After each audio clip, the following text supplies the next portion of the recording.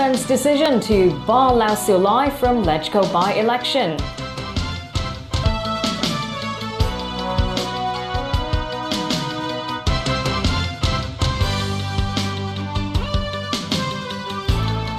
Good evening and welcome. The chief executive is on the defensive over a decision to bar Lau Siu Lai from running next month in the LegCo by-election for the Kowloon West geographical constituency.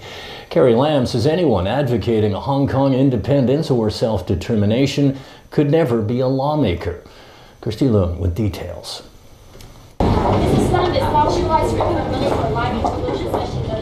No answer on this question from the chief executive as she left a commercial radio building this morning. But earlier on the radio, she defended the decision to bar Lau Siu Lai from running in the upcoming LegCo by-election. Anyone who advocates Hong Kong independence or self-determination could never be a legislator, said Chief Executive Carrie Lam. Lawmakers have to swear to uphold the Basic Law and pledge loyalty to the Hong Kong SAR and to the People's Republic of China. Although last month Lau denied supporting Hong Kong independence, the returning officer cited her declaration in 2016, calling for democratic self-determination. We could always change our stance, but the key is whether the returning officer is convinced, Lam explained. She dismissed accusations that Lau was stripped of political rights for life, adding the decision was just for one election. She stressed there is no room to tolerate any advocacy of Hong Kong independence or self-determination, which touches the bottom line of one country. She added the government needs to summon the courage to explain the problem with Hong Kong independence, otherwise it would only get worse. She recalled moments when the city was so proud to host the equestrian events during the Beijing Olympics in 2008. She said that's how the city should perform under one country, two systems. Christy Leung, TVB News. Lau Siu Lai's disqualification also shed light on the returning officer involved. It's a role whose decisions even the city's Commission on Elections have no control over. The Electoral Affairs Commission today stressed it will ensure the by-election is conducted in an open, honest and fair manner. It was also quick to distance itself from Lau Siu Lai's disqualification, arguing it has no statutory power over decisions made by the returning officer. In explaining his decision, returning officer Franco Kwok believes Lau Siu Lai did not accept the PRC's sovereignty over Hong Kong. That's because she mentioned political self-determination in a joint declaration that lawmaker Eddie Chu also backs. Is the independent politician worried about losing his seat too? What I can do is to make use of the 2 years left in my term and serve the people as best as I can, he said. He sidestepped the question on whether he'll refrain from speaking about self-determination from now on. What he did say is the government's continuous change of the red line is arbitrary, so it's crucial for pan-democrats to stay united and focus on why Lau Siu Lai was stripped of her right to stand for election. Fellow legislator Elizabeth Kwok sees self-determination the same as Hong Kong independence. She thinks those who don't respect one country, two systems are no longer suited to stay in the legislature. For now, Lau Siu Lai has the option to question the disqualification decision by filing an election petition. Her Labour Party will also hold a protest outside the government headquarters tonight. Global financial leaders have wrapped up an annual meeting of the World Bank and the International Monetary Fund today with a warning for countries to prepare for risks from trade wars and other tensions. Some of the previously identified risks have partially materialized and amid heightened trade tensions and ongoing geopolitical concerns, with tighter financial conditions particularly affecting many emerging markets and developing countries. We will continue to work for a fair and modern international tax system, strengthen collaboration to leverage financial technology while addressing associated risks and tackle sources and channels of money laundering and other illicit finance. The IMF also pledged that members would refrain from currency devaluations and not target exchange rates to gain an advantage. It was also agreed that debt would be kept under control. The meetings in Bali this week were overshadowed by turmoil in the global markets and by the threat to world growth from the trade clash between China and the United States. Voting is underway in Malaysia in a by-election that is expected to see the return of the charismatic Anwar Ibrahim to Parliament. Anwar was picked by Prime Minister Mahathir Mohamad as his successor. The former foes turned allies set aside a bitter political feud to win a stunning victory in May's general election. Anwar was unable to participate in the poll due to a 2015 conviction for sodomy, which he said was politically motivated. He was pardoned days after the election. Malaysian officials are expected to announce results of the by-election later tonight. Coming up in tonight's news, government stands by its plan to adjust cross-harbor tunnel tolls. Lion Rock Park reopens after dengue fever outbreak. And at least 8 people killed in snowstorm on Nepal Mountain.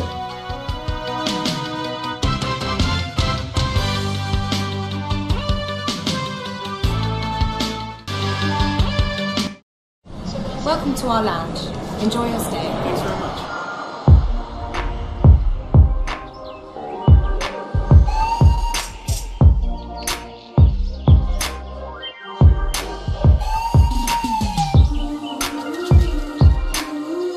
Find calm in over 1,000 airport lounges worldwide. It's another way we've got your back. The Platinum Card from American Express. Don't live life without it.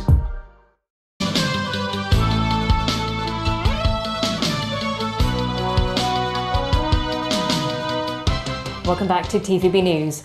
Newly proposed policies on public transportation and land supply face opposition from lawmakers on both sides of the political divide. The Chief Executive, along with the Transport Secretary, has called for the legislature's support. Haley Zhou reports. Secretary for Transport Frank Chan told the Chief Executive's line, "No room for amendments on their proposed toll changes." This after proposals to adjust tolls at the 3 cross-harbor tunnels, despite opposition from lawmakers of various political parties. Some raised concerns over possible public transfer fare hikes, while others questioned whether the adjusted tolls would effectively ease congestion at the popular cross-harbor tunnel. The city's transport chief says the government will also look into waiving tolls charged on minibuses. As to whether the other public transport operator should entitle to the toll concession, this would be considered together with the congestion charges that is going to be studied by the government in the months to come. Another area of the policy address that has met with criticism is land supply. Chan says the government will continue to seek large plots of land to build public flats, as there are about 270,000 people waiting. Chief Executive Carrie Lam also stressed that the new land supply policy is what she's eager to see implemented. She said it would be very regretful to see the East Lantau reclamation proposal being scrapped. She says she's open to discussion with green groups to find ways to inflict less ecological damage to environment. Haley Zhou, TVB News. Lion Rock Park is reopened after officials declared an end to the local dengue fever outbreak. Pinky Wong checked out the new preventative measures after a temporary closure that lasted almost 2 months. Citizens back at the barbecue site at Lion Rock Park. The park in Wong Tai Sin was earlier deemed one of the local sources for dengue fever infections. Most of the 29 infected patients felt ill after visiting the park. Some tourists weren't aware of the previous infections but didn't seem too worried. The taxi driver mentioned, he said, be careful of mosquitoes. No more than any other Asian country I've been to. It just seems pretty usual. Some frequent visitors to the park couldn't wait to take a walk there again, saying it feels cleaner with less mosquitoes. Control measures can be seen around the park. A solar mosquito trap placed in the farming area. bug zappers around benches. Right by the park's entrance, bottles of insect repellents for the public to use for free. Notices were also put up reminding visitors of ways to prevent mosquito-borne diseases. Undersecretary for Food and Health, Cho Tak-yi, said continuous mosquito prevention work had been carried out at the park. He also mentioned mosquito samples taken from the area showed no signs of dengue fever. Members of the public are still reminded to eliminate pockets of stagnant water that serve as breeding sites for mosquitoes. Pinky Wong, TVB News. Well, also in the Lion Rock neighborhood, more than 700 volunteers made their way to Lion Rock Country Park to clear toppled trees from last month's super typhoon. These included some 430 officers from the People's Liberation Army Hong Kong Garrison. The PLA stressed officers were not deployed at the request of the SAR government.